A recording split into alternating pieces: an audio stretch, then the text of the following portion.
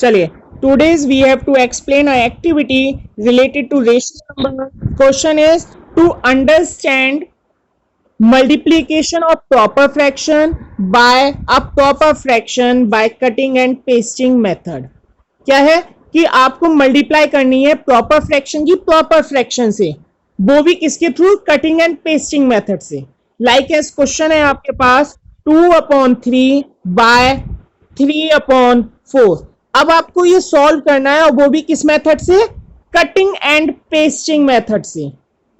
अब cutting and pasting में क्या करेंगे आप? सबसे पहले आप एक ब्लॉक रेक्टेंगल ड्रॉ करेंगे. सबसे पहले स्टेप 1 में क्या करेंगे आप?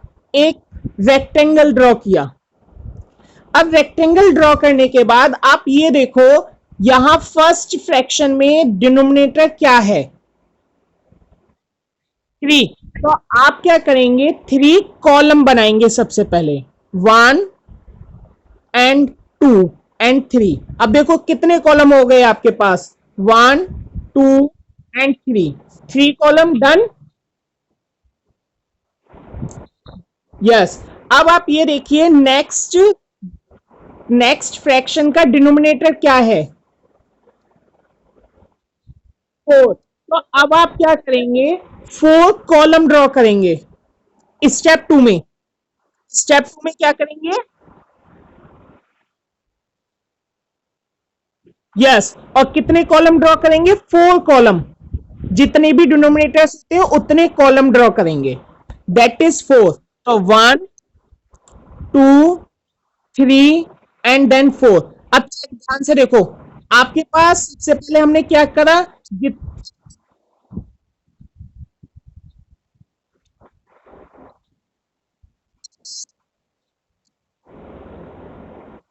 आपको ये मैथ्स नोटबुक में सॉल्व करनी है. इस टाइप के ही कुछ क्वेश्चंस मैं अपने पास से दूंगा.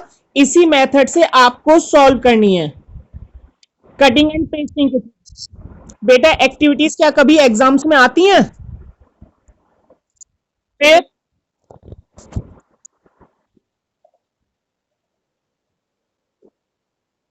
नेक्स्ट स्टेप 2 नेक्स्ट में, उसमें नहीं.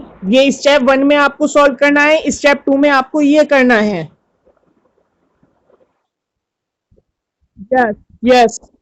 रेक्टेंगल ड्रॉ करिए या कलर्ड पेपर पेस्ट कीजिए, चॉइस योर्स. स्टेप 2 तक क्लियर है बेटा? Now step 3. लेकिन स्टेप 3 से पहले थोड़ा सा ध्यान से समझिए क्या था.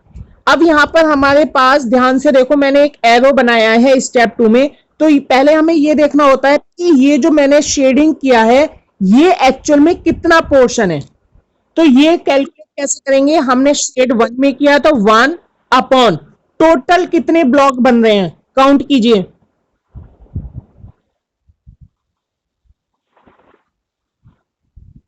12. that is means one one block represent to 1/12.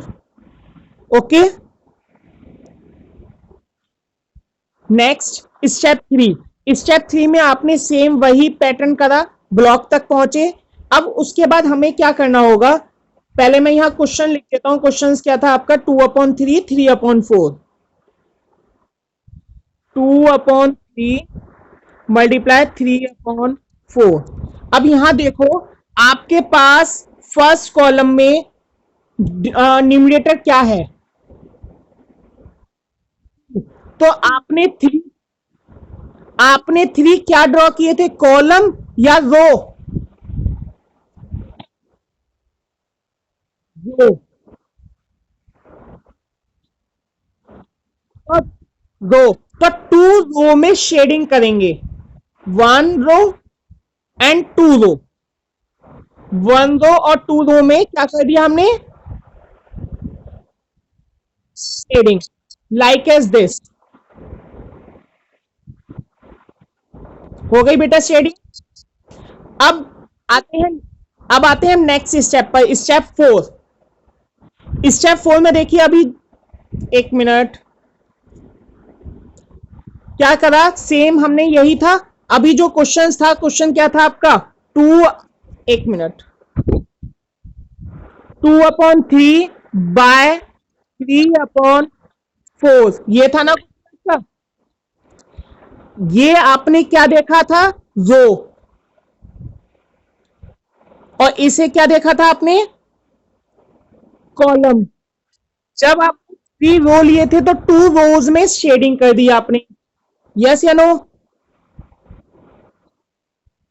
अब आपने, अब आप क्या देखेंगे? नेक्स्ट में कॉलम, तो आप क्या करेंगे? 3 कॉलम में शेडिंग करेंगे। कितने कॉलम में? 3 कॉलम में। तो 1, 2 एंड 3, इस पैटर्न से।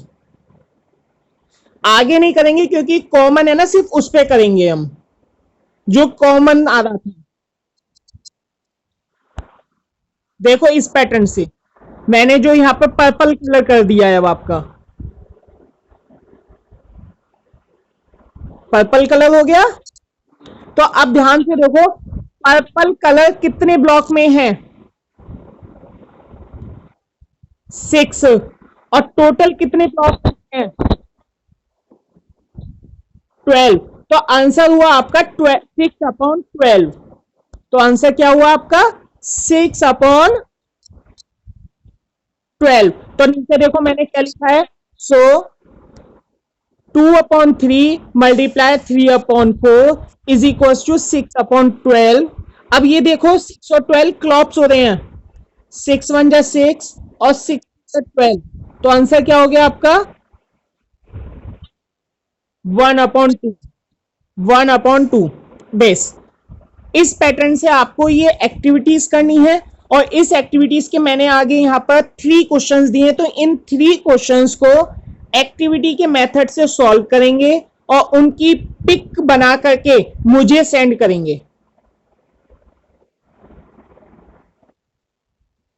यस बेटा, नोटबुक में करना है।